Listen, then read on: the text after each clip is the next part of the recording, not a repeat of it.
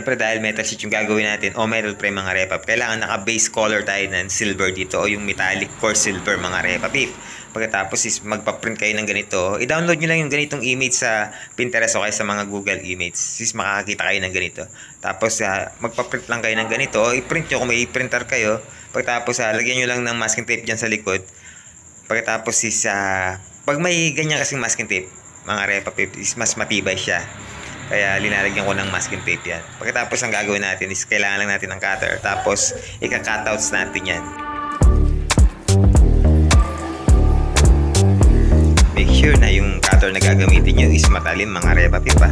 Dahil pagka hindi matalim yung cutter na ginamit natin dito is may tendency masira yung ating pattern na ginagawa.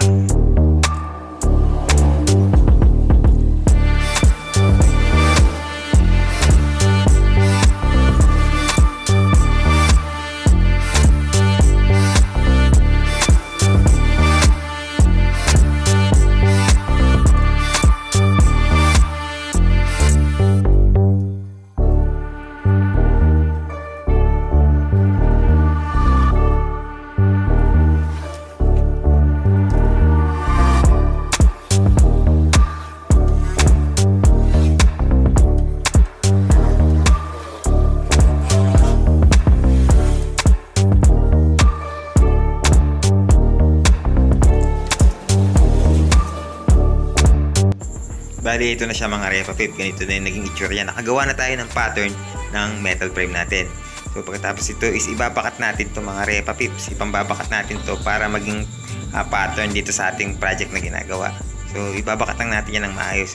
So, bali, sample lang gagawin natin mga repas. Hindi na natin to aartihan para lang makita nyo kung paano tayo mag-airbrush ng ganitong design na metal sheet o yung tinatawag na metal frame. So, bali, pagka binakat natin yan at in-airbrush natin, balikan na yun yung kalalabasan niya mga repap. So, huwag kayong mag-alala kung konti lang yung napinturahan ninyo. So, pwede nyo naman yan ulit-ulitin hanggang sa mabuo mga repap tips. So, mas maganda na lapat para hindi messy yung kalalabasan ng ating pattern.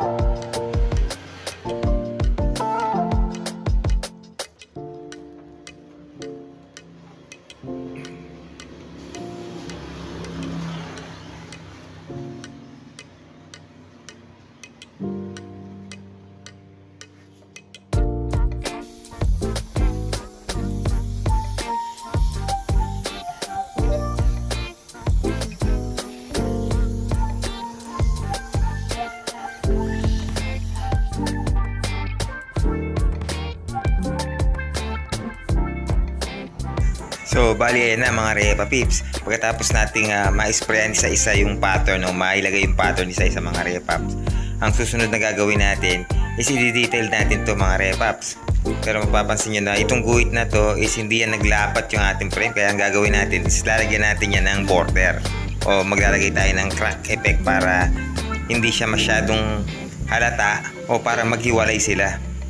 Bali dito sa pinakakanto na ito mga repap, mapapansin nyo isa, hindi yan nagtugma yan mga repaps.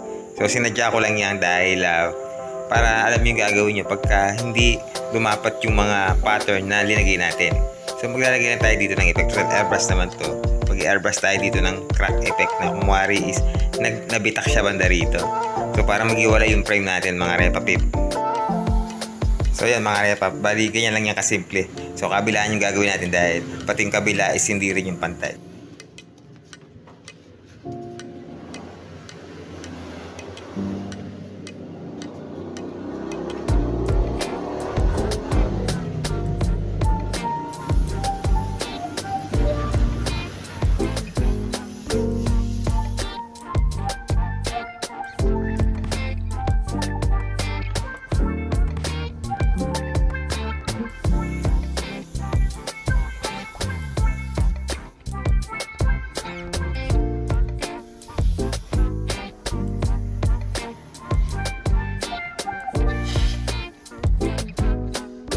Pagkatapos is dinetail ko yan isa-isa.